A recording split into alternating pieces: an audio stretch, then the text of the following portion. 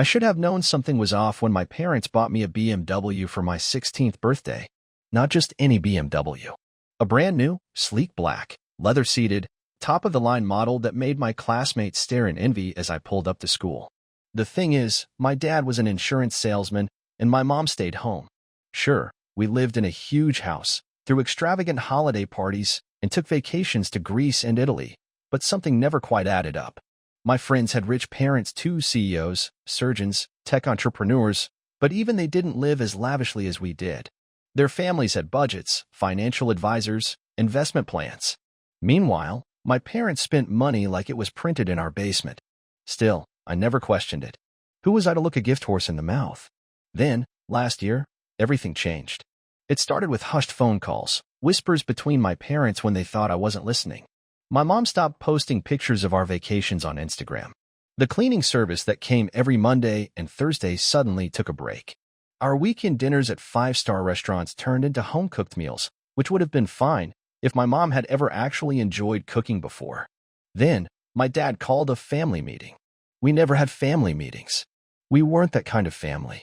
My parents were the type to sweep things under the rug, keep up appearances no matter what. But that night, they sat stiffly at the dining table, the chandelier's golden glow making my mother's face look paler than usual. "We're moving," my dad announced, clearing his throat.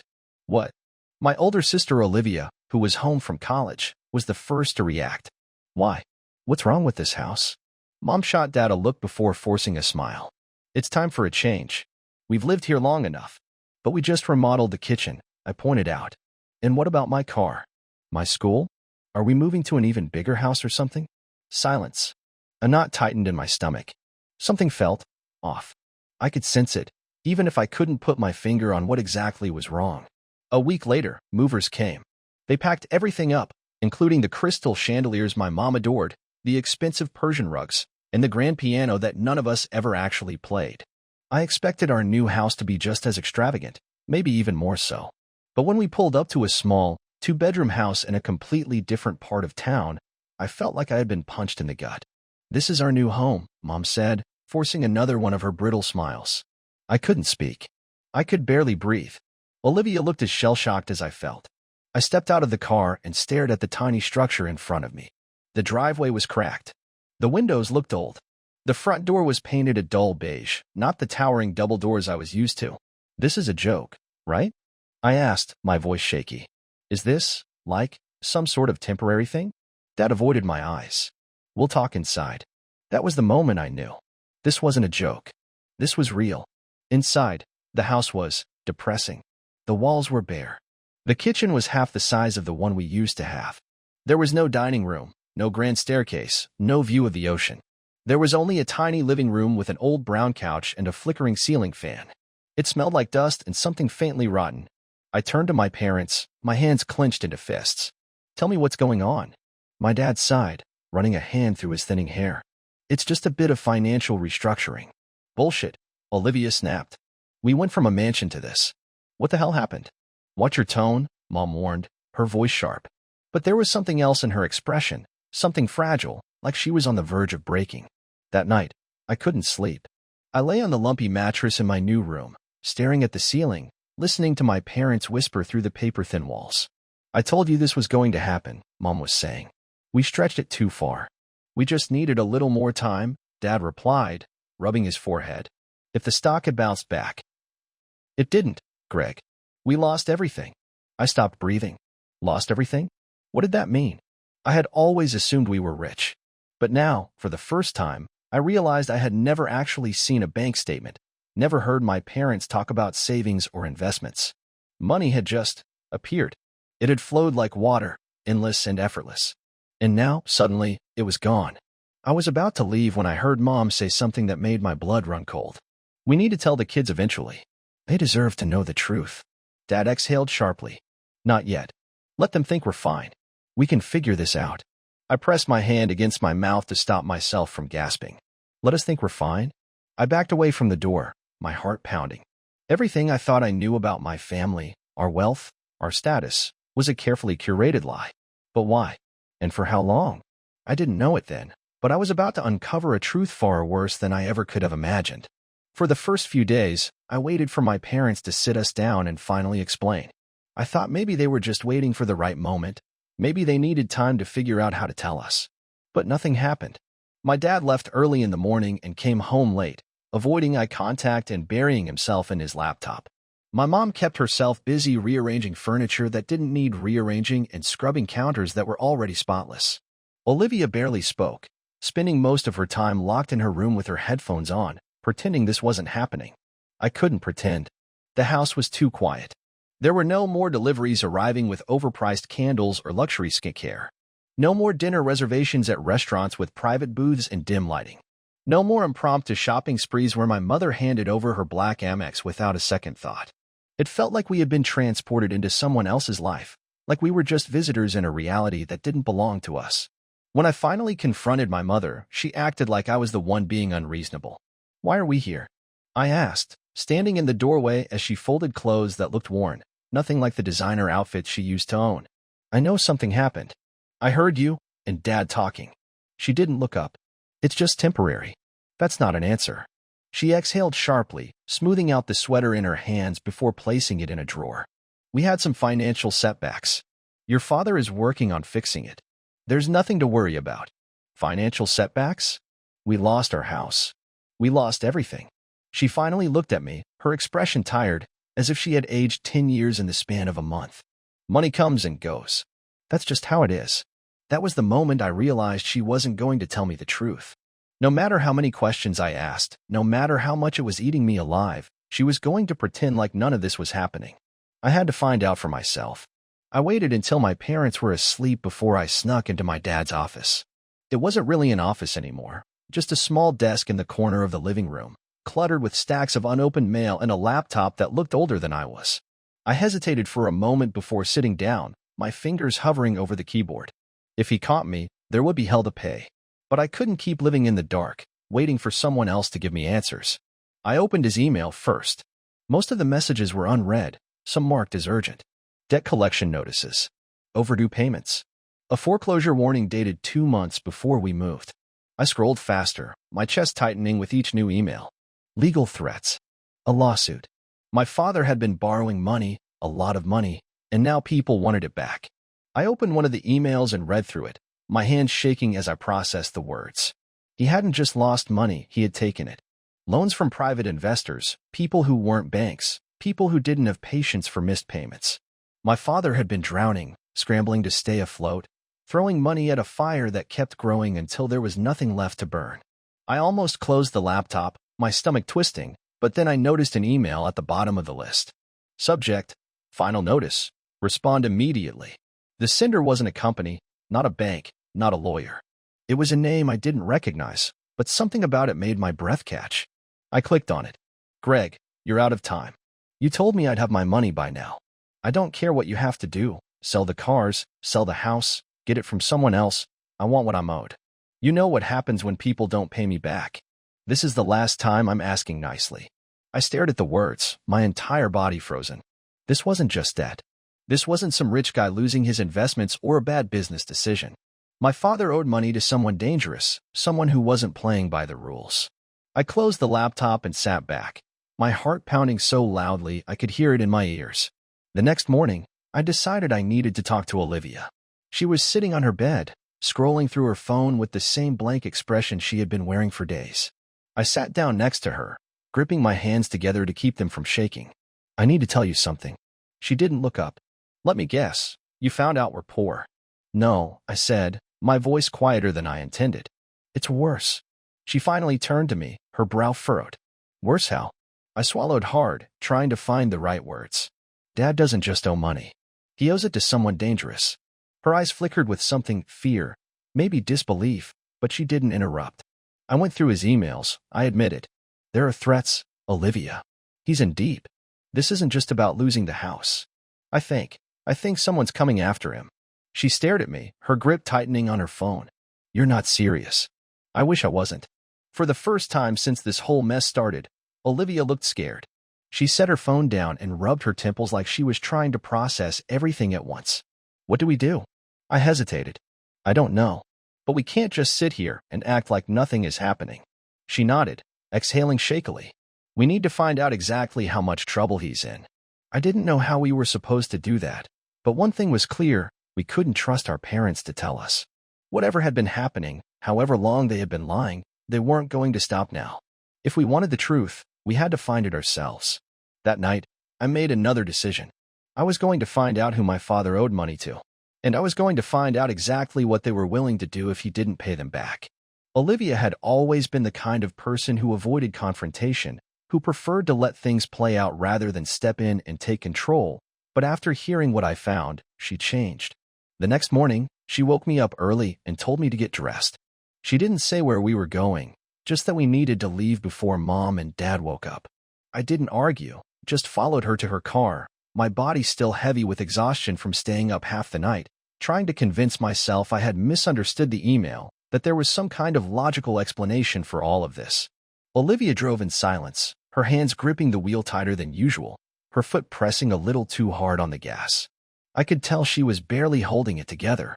After about 20 minutes, we pulled into the parking lot of a small cafe on the other side of town, the kind of place our family never would have gone to before, too ordinary, too far from the world we used to live in. Olivia parked, turned off the engine, and finally turned to face me. "We need to talk to someone who actually knows what's going on," she said, her voice steady but tense. "Someone outside of Mom and Dad." "Who?" I asked, my stomach tightening. She hesitated for a second, then exhaled. "Uncle James."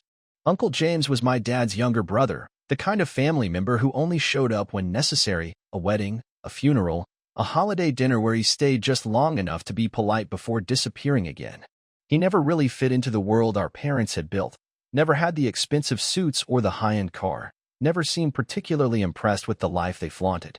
Mom never liked him, always referred to him as a disappointment, someone who never lived up to his potential, and eventually, Dad stopped talking about him altogether. I hadn't seen him in years, but Olivia must have kept in touch, because she didn't hesitate when she walked into the cafe, scanning the room until she spotted him sitting in the corner, a coffee in one hand, his other drumming against the table in a slow, steady rhythm. He looked up as we approached, his brow furrowing slightly before he set his coffee down and leaned back in his chair. "Well, this is a surprise," he said, his tone neutral but curious. "Didn't think I'd be hearing from either of you anytime soon." Olivia sat down across from him, her expression unreadable. "We need your help." James glanced between us, his eyes narrowing slightly. "I figured," he said. "Wouldn't be here otherwise." He gestured toward the seats, waiting for me to sit before he continued. "What's going on?" I hesitated, looking at Olivia, but she just nodded, silently telling me to go ahead. So I did. I told him about the sudden move, about the emails, about the threats, about the feeling that something much worse was happening beneath the surface. I didn't leave anything out, watching his face carefully as I spoke, but he barely reacted, just listening, absorbing every word without interrupting. When I finally finished, he exhaled slowly, rubbing a hand over his jaw before nodding once, as if something had just been confirmed in his head. "Yeah," he said, his voice quiet but certain. "That sounds about right." A cold chill ran through me. "What do you mean?" James leaned forward, resting his arms on the table. "Your father's been playing with fire for a long time. I told him to stop years ago, told him he was going to get himself into something he couldn't get out of, but he wouldn't listen. He never does." Olivia's hands curled into fists on the table. "What exactly did he do?"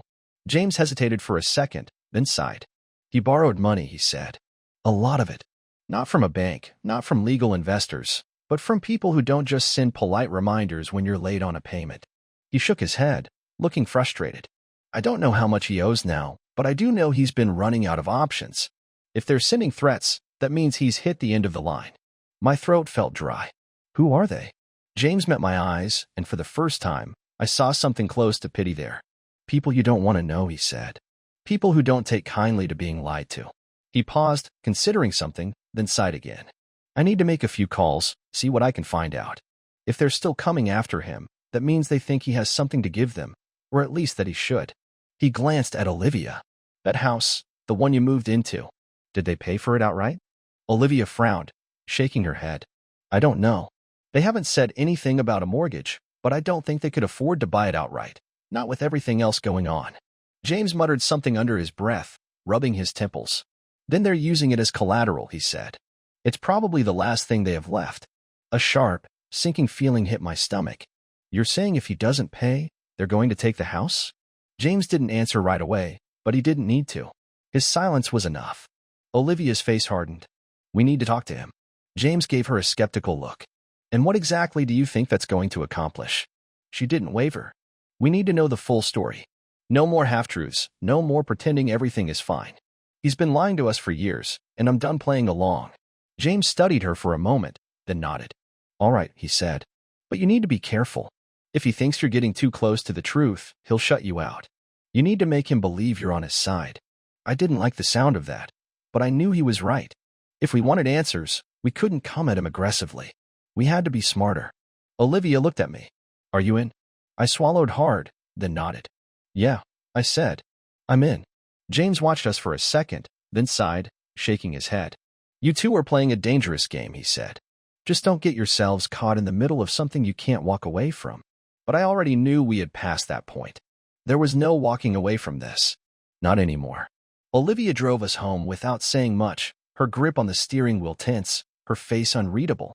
I was still trying to process everything Uncle James had told us, trying to make sense of how we had gone from living in luxury to this, how my father had gotten himself so deep into something dangerous without us knowing. The more I thought about it, the angrier I became. He had spent years letting us believe we had everything, never once preparing us for the truth. Now we were left picking up the pieces while he hid behind whatever lies he was still telling himself. Olivia must have felt the same way because the moment we walked through the front door, she headed straight for the living room where our parents were sitting. Mom was flipping through a magazine, barely looking up, while Dad was staring at his laptop with a focused expression that disappeared the second he saw us. We need to talk, Olivia said, crossing her arms as she stood in front of them. Dad sighed, closing his laptop a little too quickly, his expression shifting into something careful, like he was already deciding what to say. About what? I stepped forward, my hands clenched at my sides. Don't do that. Don't pretend you don't know. Mom let out a sharp breath, setting her magazine down with exaggerated slowness, her jaw tightening. We're not doing this again. We told you. Things have been difficult, but everything is under control. Olivia let out a short, humorless laugh. Under control? You mean the debt collectors? The people Dad owes money to? The ones sending threats? She took a step closer, her voice sharp now. Do you think we're stupid? Do you think we haven't figured it out? Dad's face paled slightly, but he recovered quickly, his expression hardening. You don't know what you're talking about. I couldn't stop myself from stepping in. I went through your emails. The silence that followed was thick. Dad's fingers curled against his laptop, his lips pressing into a tight line. Mom's face darkened, her eyes flashing with something sharp, but she didn't say anything. You had no right, Dad said finally, his voice low, controlled, but the tension in his shoulders gave him away. And you had no right to lie to us, Olivia snapped. To drag us into this mess without telling us what's actually going on. We lost everything because of you, and you still can't be honest. Mom turned toward Dad, her expression shifting into something close to panic. They read your emails? Dad ignored her, his gaze locked onto Olivia. You don't understand the situation. Then explain it, I said, stepping forward. Right now. For a moment, I thought he might actually tell us. His mouth opened, his jaw tightening, but then he exhaled sharply, shaking his head. It's complicated. That's not good enough, Olivia said, her voice rising. We talked to Uncle James. That got his attention. He stiffened, his expression turning cold. James doesn't know anything. James knows more than you think, Olivia said. He told us everything. The loans. The threats. The fact that the house is probably being used as collateral. She narrowed her eyes. Tell me, Dad, are they expecting you to pay them back soon? Or are they coming to take the house next? Mom inhaled sharply, her hands gripping the edge of the coffee table, but she still didn't speak. Dad's gaze flickered toward her for the briefest moment before he turned back to us, his face set.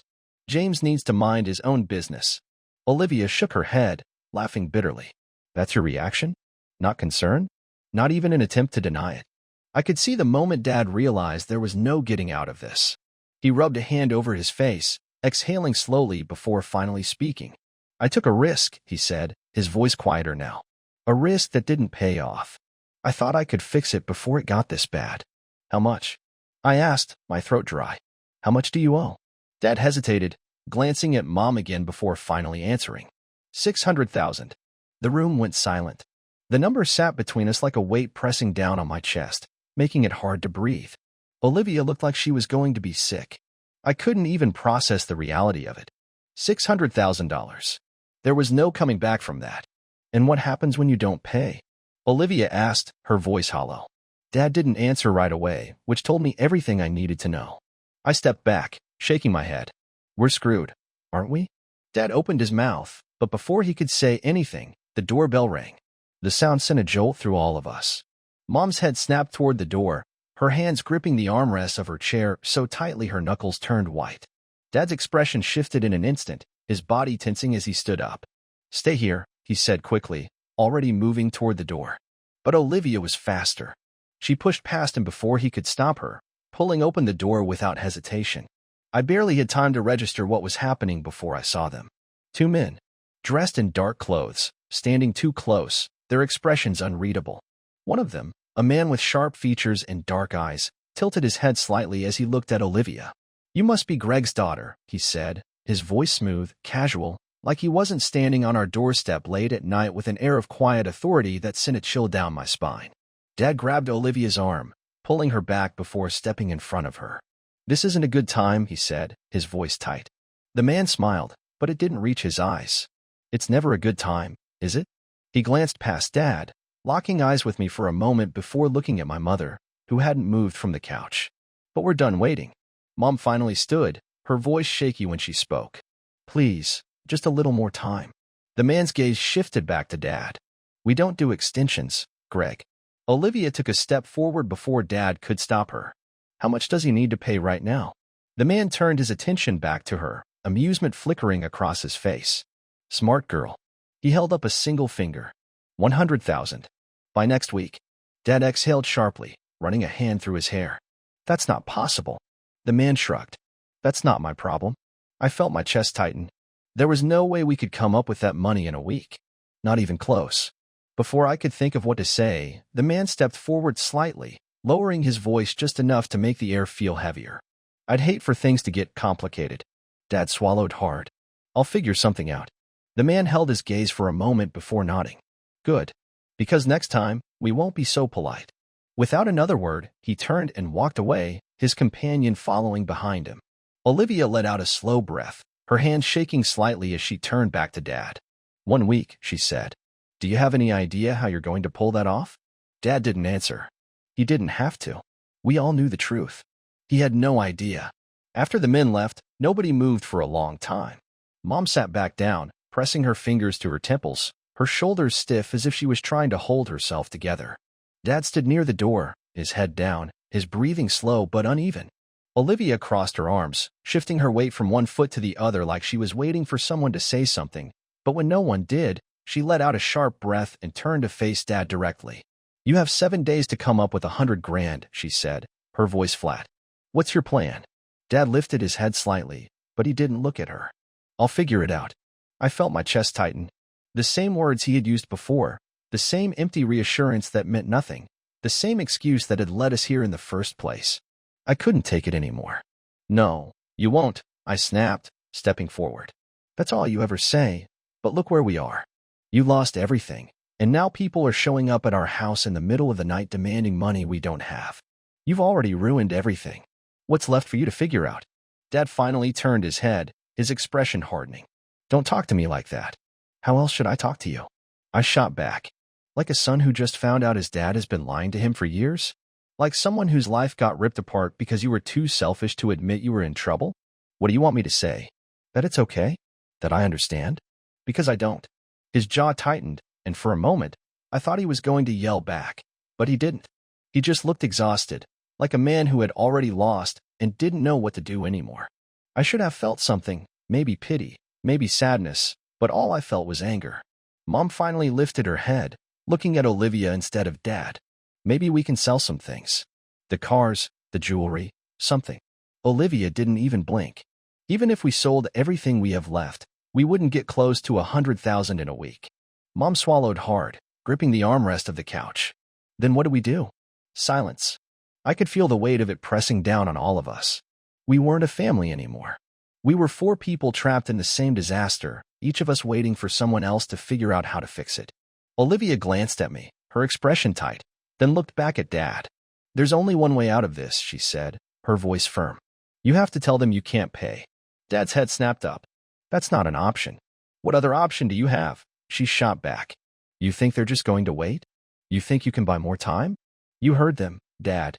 They don't care. They want their money, and if they don't get it, they're going to take whatever they want instead. Mom let out a shaky breath. Maybe if we explain. They don't care, Olivia cut in sharply. This isn't a bank. This isn't some investment firm that'll renegotiate terms. These are criminals, Mom. They're not going to sit down and work out a payment plan. Dad shook his head, his face pale. If I tell them I can't pay, they'll come after us. Olivia's lips pressed together. Then we go to the police. Mom let out a quiet gasp, but Dad's expression darkened immediately. No, absolutely not. They threatened us, Olivia continued, her voice steady. That's enough to file a report. Dad stepped toward her, shaking his head again. You don't get it. If we go to the police, it doesn't stop them. It makes it worse. You think they haven't dealt with this before? You think the police will actually do anything? They don't need to hurt us to make a point. They can just make us disappear. The room went silent again. Mom's breathing was uneven, and I could see her fingers trembling where they rested on her lap. Olivia clenched her jaw, then turned to me, her voice quieter now. What do you think? I wanted to believe there was a way out of this, that if we went to the police, someone would actually help us, but deep down, I knew Dad was right. The kind of people he was dealing with weren't afraid of the law. If anything, getting the police involved would probably make things worse. We were already in too deep. We don't have a choice, I said finally. If we can't pay, they'll come back.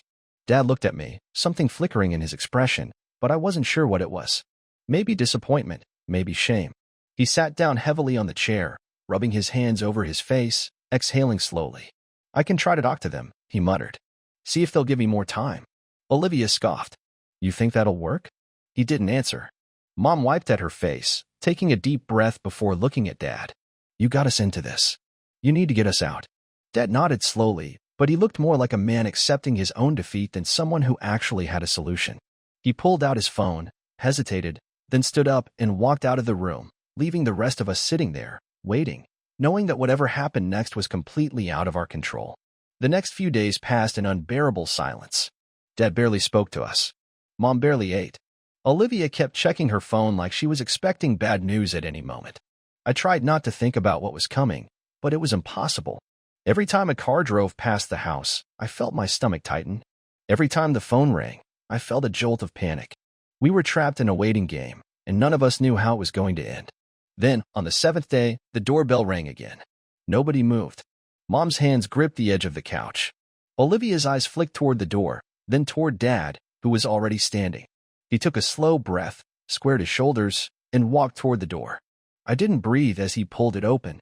The man from before stood there, the same expressionless face, the same cold eyes. He glanced past Dad, scanning the room, then stepped forward just enough to make it clear he wasn't planning on leaving any time soon. Well, he asked, tilting his head slightly. Do you have what we asked for? Dad was silent for a second too long. The man's eyes darkened. Greg, he said, his voice calm but firm. Don't waste my time. Dad exhaled slowly. I need more time. The man stared at him for a long moment, then sighed, shaking his head slightly. That's not how this works. Dad's hands clenched at his sides. I'll pay. Just not yet. The man studied him for a few seconds, then let out a quiet chuckle. You still don't get it, do you? He stepped forward, lowering his voice. This isn't about money anymore. I saw the exact moment Dad realized what that meant. His face lost what little color it had left. The man glanced past him, locking eyes with Olivia first, then me. We'll be in touch, he said simply. Then he turned and walked away. Dad shut the door, locking it even though we all knew it wouldn't make a difference. Mom had one hand pressed to her mouth, her shoulders shaking. Olivia didn't move. I felt my chest tighten as the truth settled over all of us. This wasn't over. It was just beginning.